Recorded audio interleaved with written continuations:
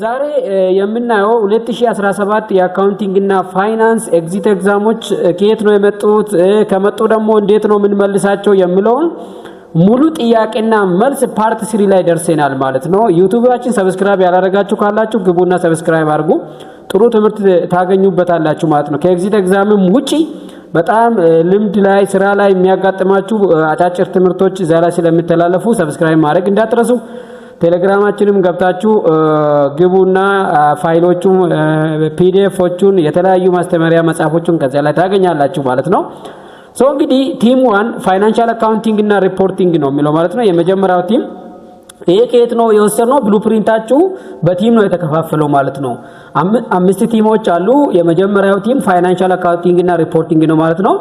ስለዚህ ፋይናንሻል አካውንቲንግ እና ሪፖርቲንግ እነኚህ ኮርሶችን ይይዛል። ዛሬ የምናየው ኢንተርሚዲየት ፋይናንሻል አካውንቲንግ ከባለፈው ክላሳችን የቀረውና አድቫንስድ ፋይናንሻል አካውንቲንግ 1 እና 2 እናያለን ማለት ነው። እስከ መጨረሻ ተከታተሉን። ሰብስክራይብ ማድረግም ሼር ማድረግም እንዳትረሱ። ከጓደኞቻችሁ ጋር አጋሩ ማለት ነው። ከጠቀማችሁ ምናልባት ሜሴጅን ጻፉ። ምናልባትም ደግሞ አገሩ ውስጥ ሆናችሁ ምናልባት እኛ ማበረታታት ከፈለጋችሁ ዩቲዩብን ሲታዩት ቪፒኤን ወይም ደግሞ ፊሶንን አብርታችሁ ብታዩት ለኛ ማበረታቻ ይሆናል ማለት ነው። ስለዚህ ቴንኪው እናመሰግናለን። ዛሬ ወደ ቀጣይ ክላሳችን እንሂድ። ዛሬ ክላሳችን ኩዌስችን ነምበር 1 ብለን እንጀምራለን ማለት ነው። which of the following is a contingent liability ይላል። which of the following is contingent liability ይላል። ይሄ ጥያቄ ከየት ነው? ፋይናንሻል አካውንቲንግ 2 ውስጥ ካረንት ሊያቢሊቲ ፕሮቪዥን እና ኮንቲንጀንሲ የሚል ፖርሽን አለ። ከዛ ውስጥ ነው የምታገኙት ማለት ነው። which of the following is contingent liability ይላል። ኤ decommissioning nuclear facilities, B dismantling oil and gas properties, C a lawsuit in which it is only possible that the company made loss, ዲ አኩዚሽን ኦፍ ጉድስ ኦን ክሬዲት ማለት ነው። ኮንቲንጀንት ሊያቢሊቲ የምንለው አስበን ሳይሆን ምናልባት ህጎችን ጥሰን ወይም ደግሞ መቀመጥ ያለበትን ስታንዳርድ ጥሰን ስንገኝ የሚመጣብን ለው ሲዩት ነው የሚባሉት ማለት ነው። እነኚህ ኮንቲንጀንት ሊያቢሊቲ የሚባሉ ናቸው። ስለዚህ ሲ ላይ ያለው ትክክለኛ መልስ ይሆናል። ማብራሪያውን ልንገራችሁ። ለዚህ ትክክለኛው መልስ ሲ ላይ ያለ ይሆናል ማለት ነው። contingent liability depends on the future event ዛሬ ላይ ሆነን ሳይሆን future event ላይ ለምሳሌ ዋራንቲ ጋራንቲ የሚባሉ አሉ፣ ሎውሱት ብሬኬጅ የሚባሉ አሉ። እነኚህ ምንድናቸው? contingent liability የሚባሉ ናቸው ማለት ነው።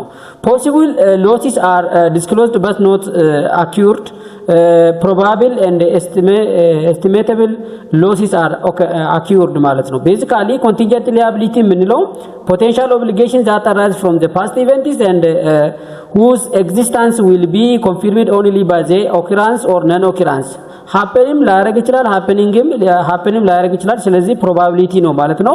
መጀመሪያ ላይ ዝም ብለን %ሊገጥመን ይችላል ብለን ፎርካስት እናደርጋለን ማለት ነው። basically እነኚህ ኤ ቢ እና ዲ ላይ ያሉ አይሆንም። ሲ ላይ ያለው ሎውሲት የሚለው ትክክለኛ መልስ ነው። ቾይስ ሲ ላይ ያለው ትክክለኛ መልስ ይሆናል ማለት ነው። ቀጣይነት ጥያቄ ቁጥር 2 ላይ ደርሰናል። which is an example of onerous contract provision ይሄ intermediate financial accounting to current liability provision እና contingency ውስጥ ነው። ይሄም lawsuit where loss is only possible, B a guarantee related to collectible of receivable, C dismantling and restoration obligation, D a loss recognized on unfavorable non-cancelable purchase commitments for the inventory.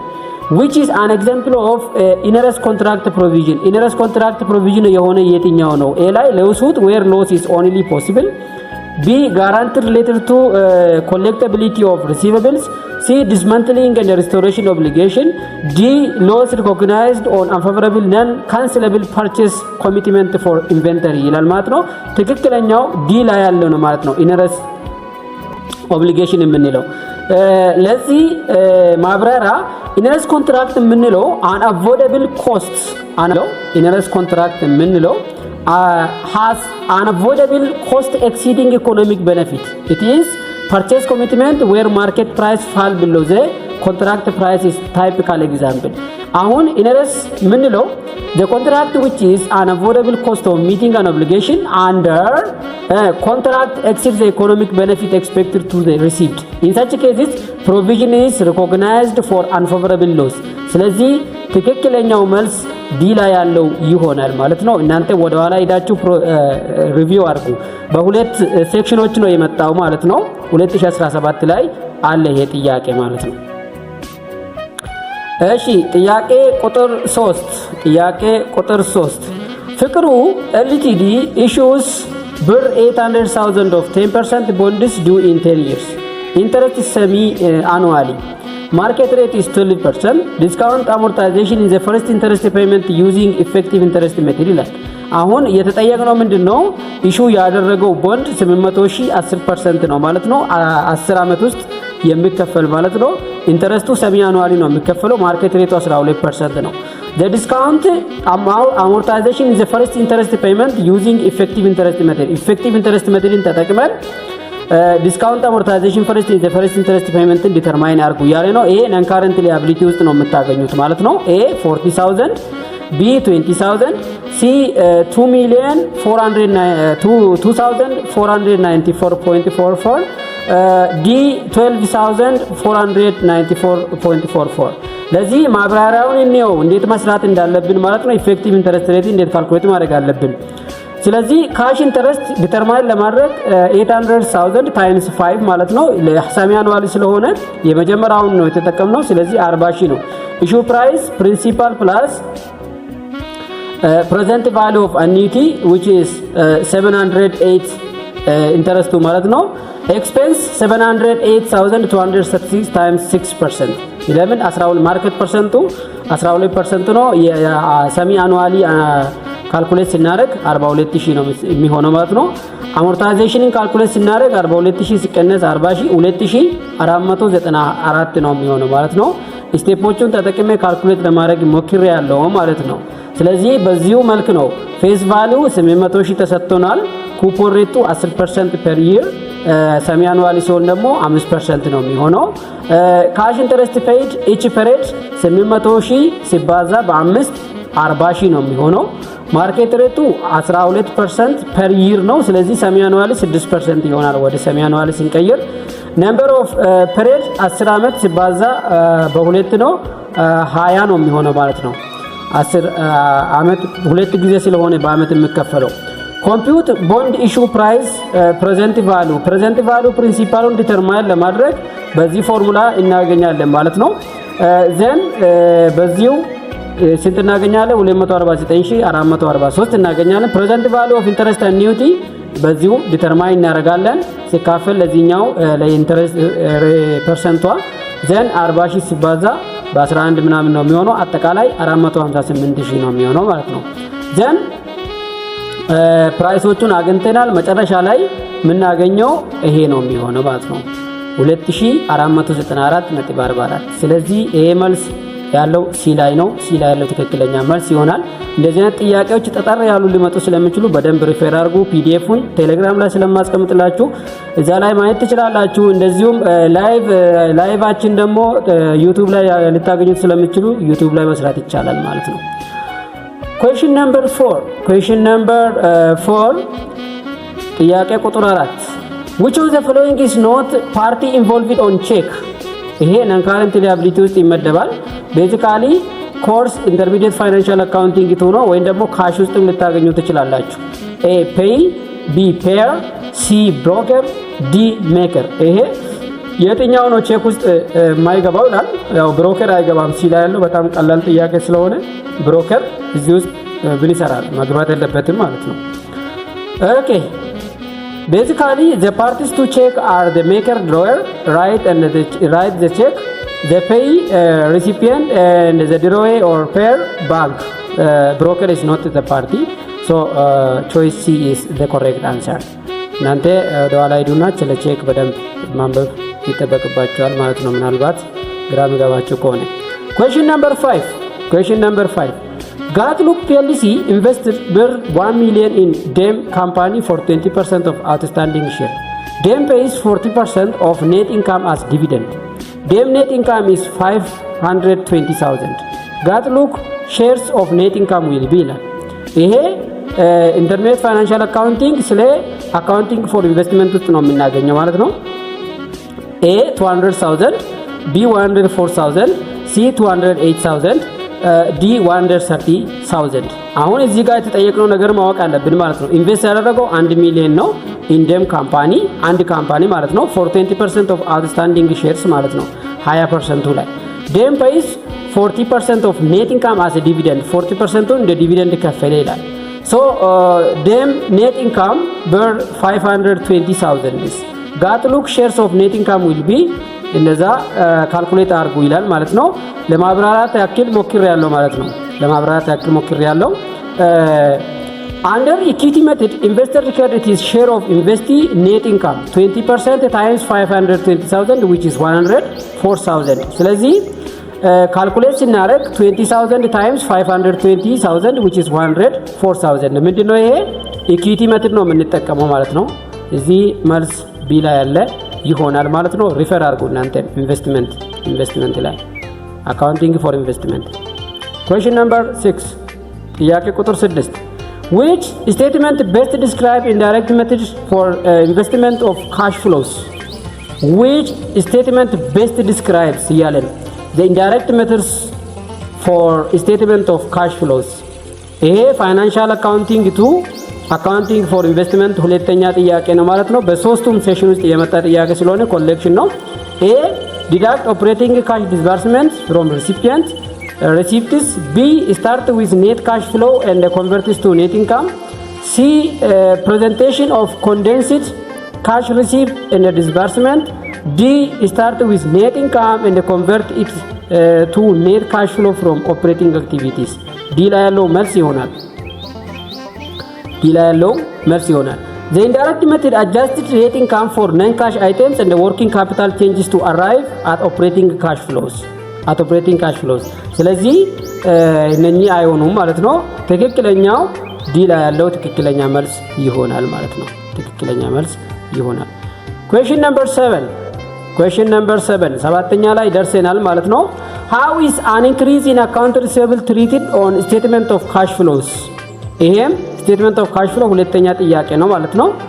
A deducted from net income for financing. B deducted from net income for operating. C added to net income for operating. D start with net income. The correct answer will be B. ለምንድን ነው how an increase in account receivables treated on a statement of cash flow እንዴት ትሪት ይደረጋል ነው። ስለዚህ net income ከኔት ኢንካም ነው ማለት ነው ዲዳክት የሚደረገው ለኦፕሬቲንግ cash flows ለኦፕሬቲንግ ኢንቨስትመንት ማለት ነው። So indirect method adjusts net income for non-cash items and the working capital changes to arrive at operating cash flows. Under an indirect method of statement cash flows, operating activity sections begin with net income and adjust non-cash. እቺ ጥያቄ ሁለተኛ ተመልሳ ስለመጣች ትክክለኛ መልሱ ቢ ላይ ያለ ይሆናል። እናንተ ኢንዳይሬክት ሜተዶች እና ዳይሬክት ሜተዶች አሉ ማለት ነው። እሱን ካሽ ፍሎ ውስጥ ቼክ አድርጉ። ለመጠቆም ያክል ነው ቲዮሪ ስለሆነ ማለት ነው። question number 8 ጥያቄ ቁጥር 8 ላይ ደርሰናል። which is categorized as deductible temporary difference ይሄ deferred taxation intermediate financial accounting to deferred taxation ላይ ነው። ኤ ላይ ምን ይላል? ኤ ላይ A says accrual sales for financial reporting installment for tax. B equity method for financial, cost method for tax. C prepaid expense deducted on tax return when paid. D budget expense allowance for financial, direct write-off for tax. አሁን እየጠየቀ ያለው which is categorized as deductible temporary difference ላይ። ስለዚህ budget expense allowance for financial, direct write-off for tax የሚሆነው ዲ ላይ ያለው ትክክለኛ መልስ ይሆናል ማለት ነው። እናንተ ሄዳችሁ deferred taxation ምን እንደሆነ አንብቡ ማለት ነው። explanation ውስጥ deductible temporary difference creates deferred tax assets. Here tax deduction occurs later when written off, so future taxable income will be lower ማለት ነው። ስለዚህ ትክክለኛው ዲ ላይ ያለ ይሆናል ማለት ነው። D is the exact answer for this question. question number 9 9. Question number 9 says, which statement describes the percentage of completion method for long-term contract revenue? ለሎንግ-ተርም ኮንትራክት ሪቬኑ ፐርሰንቴጅ ኦፍ ኮምፕሊሽን የሚገልጸው ስቴትመንት የትኛው ነው ይላል። ይሄ ሪቬኑ ሪኮግኒሽን ውስጥ ነው የምታገኙት፣ ኢንተርሚዲየት 2 ማለት ነው።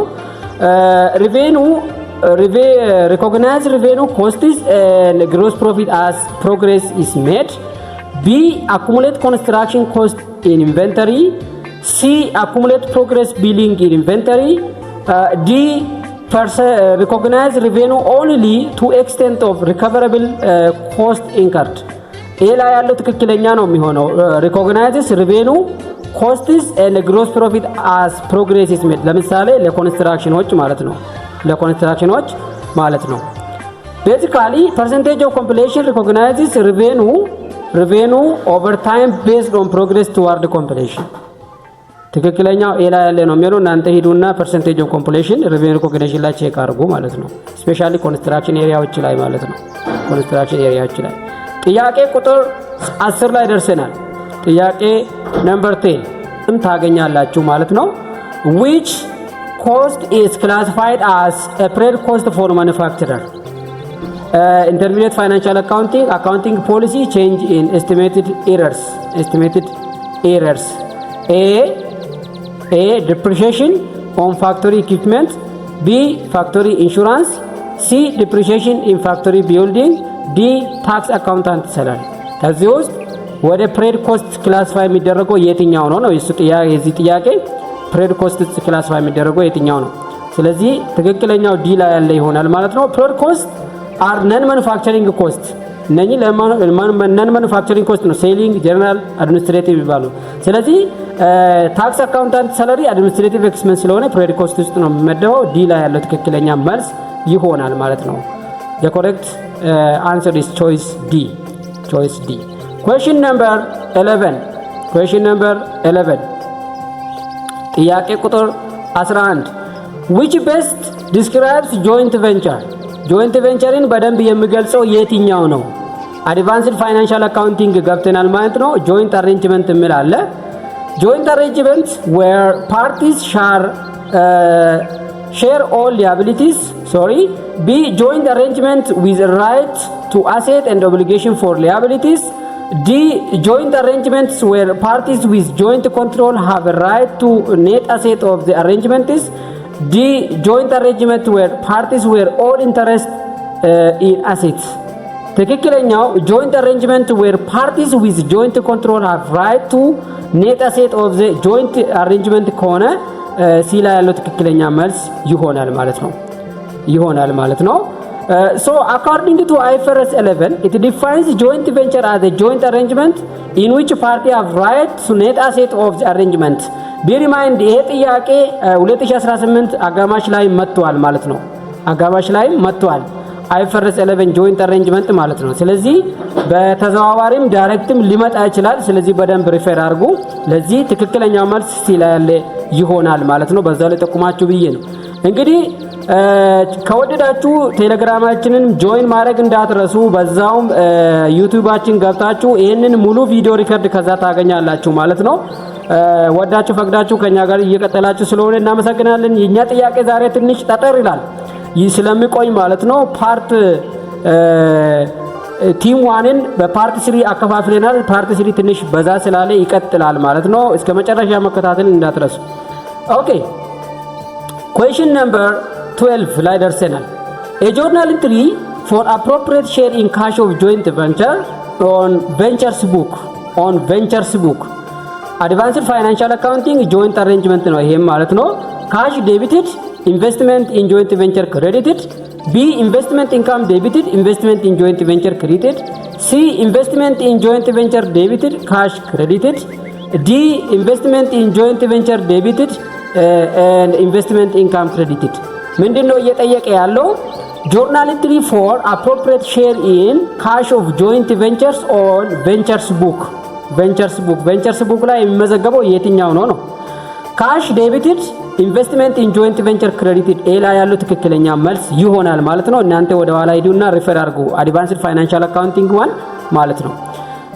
መልሱን እንየው when cash is received from the joint venture example distribution the investment account is reduced ይሄንንም ሪከርድ የምናደርገው ዴቢት ካሽ or record the inflow credit investment in joint venture to reduce investment አካውንታችን ሪዲዩስ ማድረጉን ለመመዝገብ ማለት ነው። ኤክስፕላኔሽኑን በዲቴል ስላስቀመጥኩላችሁ ማቴሪያሉን ማግኘት ትችላላችሁ።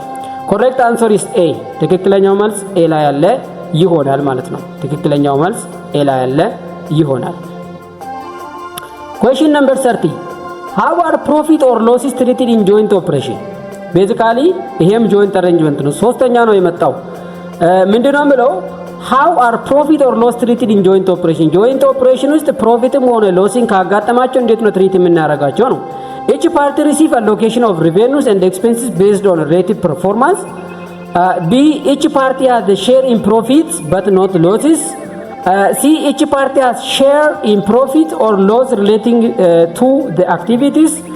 ዲ ፓርቲ ሃዝ ኖ ራይት ቱ ፕሮፊት። ይሄ ጥያቄ ይመሳሰላል ማለት ነው። በሶስቱ ሴሽን ስለመጣ የተለያየ ነው፣ ግን በተዘዋዋሪም ቀጥታም ሊመጣ ይችላል የተባለ ነው። ትክክለኛው መልስ ሲ ላይ ያለ ነው የሚሆነው ማለት ነው። መልሱን ደግሞ ማብራሪያውን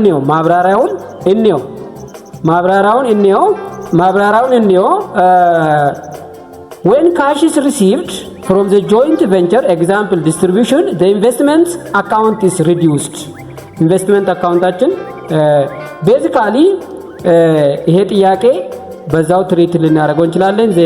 ትክክለኛው ሲ ላይ ያለው ነው ማለት ነው። question number 40 ጋሻ ካምፓኒ cash to branch 16000 branch shipper 330,000 operating expense charged 40,000 merchandise returned 10,000 investment in branch account ይላል ማለት ነው። ብራንች ላይ ኢንቨስትመንት የተደረገ ምን አይል ነው account for sales agency and branch operation ምን አለ ማለት ነው።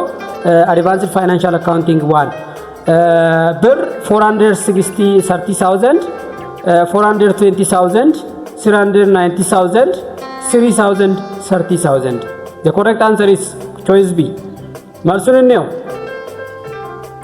basically እዚህ ውስጥ የምናገኘው ካሽ ትራንስፈርድ ቱ ብራንቹ 60 ነው። መርቻንዳይዝ ሺፕድ ቱ ብራንች 330,000 ነው። ኦፕሬቲንግ ኤክስፔንስ ቻርጅድ ቱ ብራንች 40,000 ነው። መርቻንዳይዝ ሪተርን ቱ ብራንች is 10,000። ስለዚህ እነኚህ 60,000 330 እና 40,000 ይደመሩና የተመለሰው ብቻ ሪተርንድ ባይ ብራንቹ የሚደረገው 10,000 ብቻ ይቀነሳል። ስለዚህ 420,000 ይሆናል። ይሄ ደግሞ ቢ ላይ ያለው ትክክለኛ መልስ ይሆናል። በጣም ቀላል ነው። ኮምፕሌክሲቲ የለውም፣ ግን በደንብ አንደርስታንድ ማድረግ ይጠበቅባቸዋል ማለት ነው እንደዚህ ጥያቄዎች ከመጡ። well እንግዲህ እየቀጠለ ነው። question number 50 which statement correctly interpret difference between sales agency and a branch advanced financial accounting for sales agency and a branch ውስጥ አለ። ምንድነው የሚለው which statement correctly interpret difference between sales agency and a branch sales agency እና ብራንችን በደንብ ዲፋይን የሚያደርገው የትኛው ነው? A branch displays merchandise but does not stock. B branch has more autonomy and provide greater range of service. C branch only record cash received. D sales agency has more autonomy. አሁን ብራንች እና ሴልስ ኤጀንሲ ማለት ያለው ልዩነት ነው ማለት ነው። ስለዚህ እቺኛው በደንብ ሪፈር ማድረግ ይጠበቅባቸዋል። እንግዲህ ብራንች typically carries inventory, perform more function and have more autonomy than sales agencies. ለዚህ ትክክለኛ መልስ ቢ ላይ ያለው ነው ማለት ነው። የብራንች እና ሴልስ ኤጀንሲ ልዩነት በደንብ ይው። ብራንች is extension of main business that operate with a significant degree of independence. ሴልስ ኤጀንሲ የምንለው ዝም ብሎ ለማሳያ ለሳምፕል ሱቅ ተከፍቶ የሚቀመጥ ምንም ሽያጭ እዛ ጋር የማይደረግ ምንም ኢንቨንተሪ ምንም ስቶክ የሌላቸው ማለት ነው። ብራንች ግን ለምሳሌ ባንክ ከወሰዳችሁ ሜን ኦፊሱ ወይም ደግሞ ሄድ ኳርተሩ ይመራቸዋል፣ ግን በራሳቸው ሰራተኛን ያስተዳድራሉ፣ አቴንዳንስ ይይዛሉ፣ ይገዛሉ፣ ይሸጣሉ።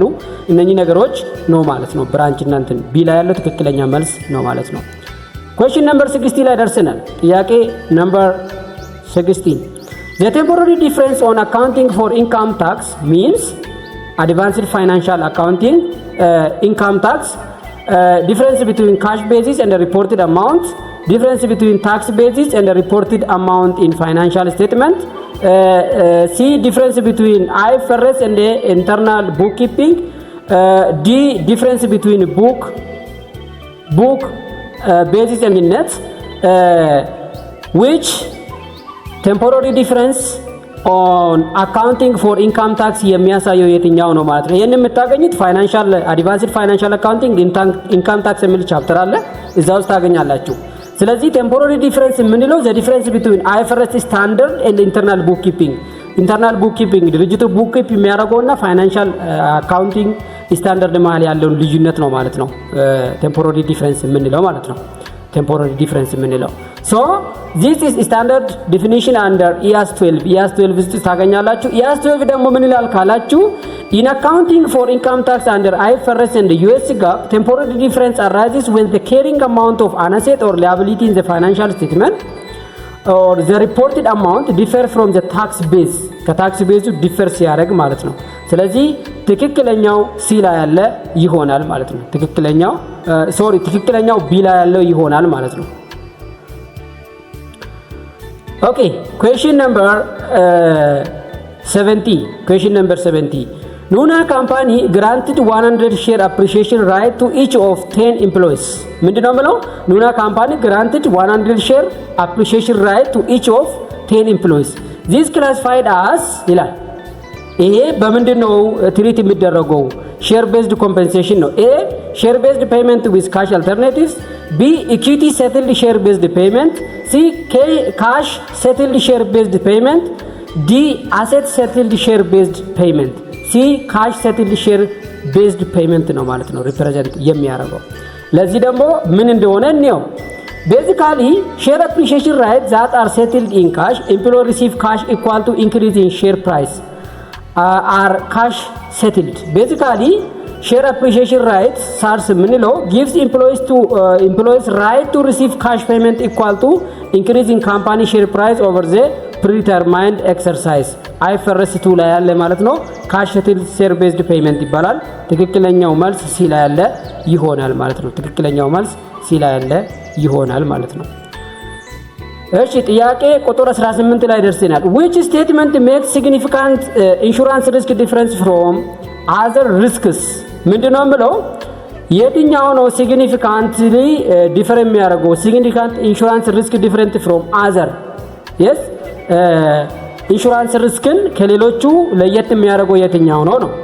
A, insured suffers a loss caused by insured events and pays significant more than if event bad not occurred.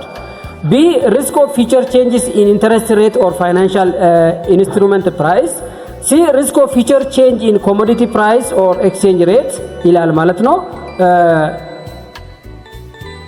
D ይሳለበላችሁ ዲ ምን ይላል? ኢንሹርድ ሰፈር ኤሎስ ይላል ማለት ነው። ኢንሹርድ ሰፈር ኤሎስ። ስለዚህ ለዚህ መልስ የሚሆነው ሲግኒፊካንት ኢንሹራንስ ሪስክ ኤግዚስትስ ኢፍ ኢንሹርድ ኢቨንት ኩድ ኮዝ አን ኢንሹረር ቱ ፔይ ቤኔፊት ሲግኒፊካንትሊ ኤክሲዲንግ ፕሪሚየም ፕሪሚየሙን ከበለጠ ነው ማለት ነው ይሄኛው የሚከፈለው። ይሄ ደግሞ ሰመራይዝ የሚደረገው በአይፈረስ 70 ነው ማለት ነው። ወንዳ ከዚህ በፊት በአይፈረስ 4 ነበረ፣ አሁን ግን በአይፈረስ 70 ትሪት ይደረጋል። ምንድነው ብለው significant insurance risk exists when insured events could cause an insurer to pay significantly more in single scenario than if the event had not occurred. The focus is on insurers exposures. ስለዚህ ትክክለኛው ኤ ላይ ያለው ትክክለኛ መልስ ነው ማለት ነው። question ቁጥር 19 ላይ ደርሰናል። ቁጥር 19 if the market based method of allocating joint costs which works backward by computing overall gross profit. A, business combination ነው advanced to net realizable value methods, sales value at split off. C, physical measure methods. D, constant gross margin percentage net realizable value method ይላል ማለት ነው። ዲ ላይ ያለው ትክክለኛ ነው የሚሆነው። ለምን ማርኬት ቤዝድ ሜተድ ኦፍ አሎኬቲንግ ጆይንት ኮስትስ which works backward by computing overall gross profit የሚጠቀም ከሆነ ኮንስታንት ግሮስ ማርጂን ፐርሰንቴጅ ኔት ሪያላይዘብል ቫልዩ ሜተድን ቢጠቀም ጥሩ ነው ማለት ነው። ማብራሪያውን እንየው። This method first calculate overall gross margin መጀመሪያ ፐርሰንቴጁን ካልኩሌት ያደርጋል for all joint products, then allocate costs so each product has the same gross margin ይሆናል ማለት ነው። This method is unique among market-based joint cost allocation approaches because it starts with overall combined gross profit ማለት ነው። ስለዚህ ትክክለኛው መልስ ዲ ላይ ያለ ይሆናል ማለት ነው።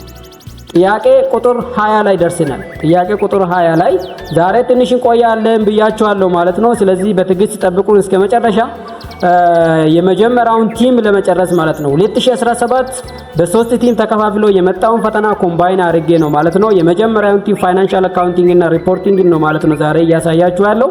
የመጨረሻው ፓርቲ ስለሆነ በትዕግስት ጠብቁን።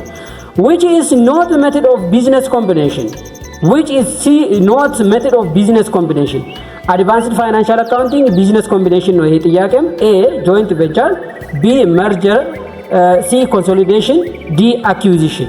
which is not method of business combination የቢዝነስ ኮምቢኔሽን ሜተድ ያልሆነ የትኛው ነው? merger, consolidation እና acquisition ሜተዶቹ ናቸው። joint venture ግን አይደለም። ኤ ላይ ያለ ትክክል አይደለም ማለት ነው። ለምን ማብራሪያ ለማስቀመጥ ሞክሬያለሁ። joint venture is a separate arrangement where parties retain joint control. It is not a business combination where one entity obtains control አይደለም ማለት ነው። In accounting and finance, business combination is defined as transaction in which acquirer obtains control of one or more business. The three classes methods are merger, one entity absorb another, with only acquirer surviving. Consolidations የምንለው two entity combine to form entity new entity ሁለቱ ድርጅቶች አንድ ላይ መጥቶ ሌላ ድርጅት ይከፍታሉ ማለት ነው። both predecessors cease to exist ሁለታቸውም ከዚህ በፊት የነበሩ ይጠፋሉ። acquisition የምንለው when one entity purchase controlling interest typically greater than 50% in another 50% በላይ ኢንተረስት ከገዛ resulting parent subsidiary relationship ማለት ነው። ስለዚህ joint venture የኮንሶሊዴሽን ፓርት አይደለም ማለት ነው። ኮንሶሊዴሽን ፓርት አይደለም። ቢዝነስ ኮምቢኔሽን ፓርት አይደለም። question number 21 ላይ ደርሰናል። company S acquires 80% of the company T for 800,000. T identifiable net asset fair value bird 700,000. what is goodwill? goodwill 2018 ላይም 3 ጊዜ ነው የመጣው ማለት ነው በቲዮሪ እና በካልኩሌሽን። ስለዚህ goodwillን ካልኩሌት አድርጉ ያለ ነው ማለት ነው። ብር 150,000 ብር 160,000 50,000 ዲ 240,000 ይሄንን ካልኩሌት ለማድረግ የጉድዊል ፎርሙላን አንደርስታንድ ማድረግ ይጠበቅባቸዋል። እቺን አድቫንስ ፋይናንሻል አካውንቲንግ ቱን በደንብ አንብቡ ማለት ነው። non cash interesting fair value is equal to 20% times 700,000 which is 140,000. total consideration including non cash interest which is 800,000 plus 140,000 which is 940,000. goodwill ደግሞ ካልኩሌት የምናደርገው 940,000 ቶታል ኮንሲደሬሽኑ ማለት ነው minus 700,000 which is 240,000። ስለዚህ ኮንሲደሬሽን ትራንስፈር 800,000 ነበረ። ካምፓኒቲ አይደንቲፋይብል ኔት አሴትስ at fair value 700,000 ካምፓኒ ኤስስ ሼር is 80% times 700 560,000። ስለዚህ በሌላ ዘዴ ደግሞ በዚህም ካልኩሌት ማድረግ እንችላለን። በሁለቱም ዘዴ ብትሄዱ ታገኛላችሁ ማለት ነው። 800,000 ሲቀነስ 560,000 ማለት ነው። ስንት ነው የምታገኙት? 240,000። ትክክለኛው መልስ ዲ ላይ ያለ ይሆናል ማለት ነው። ጉድዊልን በደንብ ሪፈር አድርጉ ለመጠቆም ያክል ነው። ለመጣው የኤግዚት ኤግዛም ፈተና ጥያቄዎች ከነመልስና ከነማብራሪያ ነው ማለት ነው። ከዚህ በፊት ቻናሉ ላይ አዲስ ከሆናችሁ ቴሌግራማችን ጆይን አድርጉ።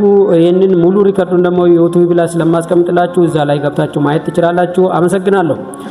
question 22 when preparing consolidated financial statement on the date of acquisition adjustment to subsidiary equity accounts when preparing consolidated financial statement on the date of acquisition ይሄ consolidation on the date of acquisition portion አለ።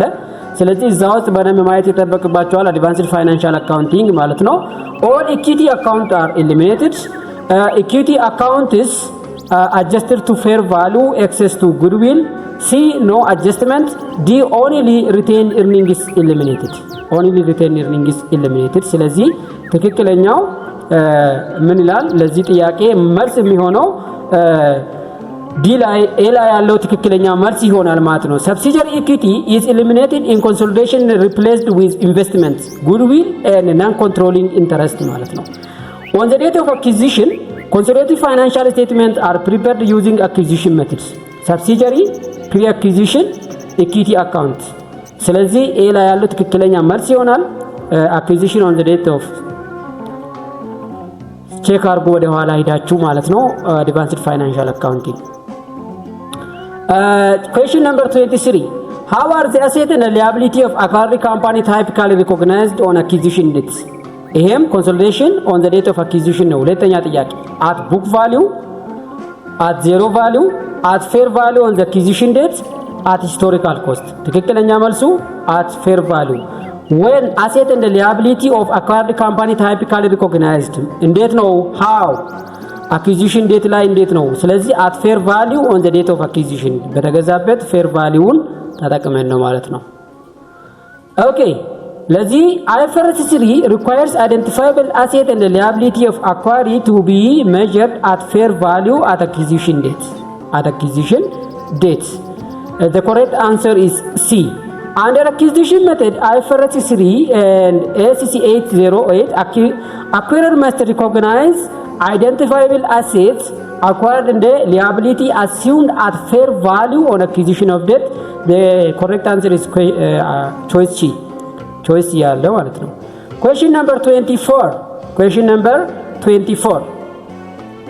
ምን ይላል how is goodwill calculated in consolidated financial statement on acquisition date goodwill እንዴት ነው ካልኩሌት የምናደርገው consolidation on date of acquisition ላይ ይላል excess of considered transferred over fair value of subsidiary identifiable net asset B excess of subsidiaries net income over parent's net income D difference between parent book value and the fair value of investment D difference between subsidiary book value and the fair value ትክክለኛው excess of consideration transferred over fair value of subsidiary identifiable net asset ነው የሚሆነው ኤ ላይ ያለው ትክክለኛ መልስ ይሆናል ለማብራራት ያክል ያስቀመጥኩላችኋለሁ goodwill consideration transferred plus non controlling cash interest minus fair value of identifiable net asset ነው ማለት ነው under acquisition methods accounting IFRS 3 goodwill is measured at acquisition date so goodwill is equal to consideration transferred minus fair value of identifiable net asset acquired the ትክክለኛው choice A ላይ ያለው ትክክለኛ መልስ ይሆናል question number 25 ልንጨርስ ደርሰናል በተስፋ ጠብቁን ማለት ነው በትዕግስት ጠብቁን እንደዚሁም ይሄንን YouTube ላይ ስለማስቀምጥላችሁ ዘግይታችሁ የገባችሁ YouTubeአችን ሰብስክራይብ አድርጉ ቴሌግራማችንም ገብታችሁ PDF ማውረድ ትችላላችሁ በነፃ ማለት ነው which adjustment is made to acquire companies statement of financial position when preparing consolidated statement on acquisition date ይሄ consolidation on the date of acquisition ውስጥ ነው ይሄም recognition of goodwill amortization recognition of contingent assets recognition of contingent liabilities elimination of intra-group transaction ጥያቄ ምን ይላል which adjustment is made to acquired company statement of financial position when preparing consolidation statement of on acquisition date ይላል ስለዚህ ሲ ላይ ያለው ትክክለኛ መልስ ይሆናል under IFRS 3 identifiable contingent liability of the acquirer are recognized at fair value at acquisition on the date of reliable measurement ማለት ነው IFRS 3 በደንብ አንብቡ ሁለተኛ ነው ተመልሳ የመጣችሁ choice C is the correct answer question number 26 the company B invoices 50,000 exchange rate 1 euro is equal to 1.3 USD euro equivalent ይላል A exchange rate ነው foreign exchange rate A 38,461 B 62,500 C 450,000 D 65,000 A foreign currency ነው ማለት ነው A ላይ ያለው መልስ ይሆናል ካልኩሌሽኑን እንየው ካልኩሌሽኑን ስንሰራ የተሰጠን ሬትን ማወቅ አለብን 50,000 divided by 1.5 which is ቀላል ነው ዲቫይድ አድርገን ነው የምናገኘው ማለት ነው ስለዚህ ትክክለኛው መልስ ኤ ላይ ያለ ይሆናል ሪፈር አድርጉ question number 27 Question number 27. Subsidiary net income is $100,000. Exchange rate is 1 USD 1.5 USD equivalent ነው። ስለዚህ ይሄም እንደዛው ነው የቅድሙ ጥያቄ ጋር በተለያየ ሴሽን ስለመጣ ተቀራራቢ ጥያቄ ነው። 75000 66666 C 150000 D 1000 ትክክለኛው ቢ ላይ ያለው መልስ ይሆናል ማለት ነው። ይሄኛውም እንደዛው ነው USD equivalent 100000 divided by 1.5 which is this much በጣም ቀላል ነው። ቢ ላይ ያለው ትክክለኛ ይሆናል ማለት ነው። የዛሬ ክላሳችን የመጀመሪያው ጥያቄ ላይ ደርሰናል ማለት ነው። ጥያቄ ቁጥር 28 when company operates in multiple countries which risk is most relevant to financial reporting አንድ ድርጅት በተለያየ ሀገራት ላይ ኢንቨስት ቢያደርግና ቢሰራ ኦፕሬት ቢያደርግ የትኛው ሪስክ ነው ሞር ፋይናንሻል ሪፖርቲንግ ላይ ያለው ማለት ነው? ክሬዲት ሪስክ፣ ኤክስቼንጅ ሬት ሪስክ፣ ማርኬት ሪስክ፣ ሊኩዊዲቲ ሪስክ። ስለዚህ የተለያየ ሀገር ላይ ስለሚሰራ ከዋና ወደ ዋና ቢሮ ሪፖርት ሲያደርግ ኤክስቼንጅ ሬት ሪስክ በጣም ያጠቃዋል ማለት ነው። ለዚህ ጥያቄ መልስ ቢ ላይ ያለው ይሆናል ማለት ነው። ካረንሲ ሪስክ ዳይሬክትሊ ኢምፓክትስ ትራንስሌሽን ኦፍ ፎሬን ካረንሲ ትራንዛክሽን ኤንድ ፋይናንሻል ስቴትመንት ኦፍ ዘ ፎሬን ኦፕሬሽን ቢ ላይ ያለው ትክክለኛ መልስ ይሆናል ማለት ነው። ወዳችሁ ፈቅዳችሁ ከኛ ጋር ስለቆያችሁ እናመሰግናለን። ዩቲዩባችን ሰብስክራይብ ማድረግ እንዳትረሱ፣ ቴሌግራማችን ገብታችሁ ፒዲኤፉን ማውረድ እንዳትረሱ። እናመሰግናለን። መልካም ንባብ መልካም ጊዜ እንዲሆንላችሁ እመኝላችኋለሁ። ለጓደኞቻችሁም ሼር ማድረግ እንዳትረሱ። ቴንክ ዩ ቬሪ ማች። ቀጣይ ቪዲዮ እንገናኝ። ቴንክ ዩ ቬሪ ማች። አመሰግናለሁ። መልካም ምሽት።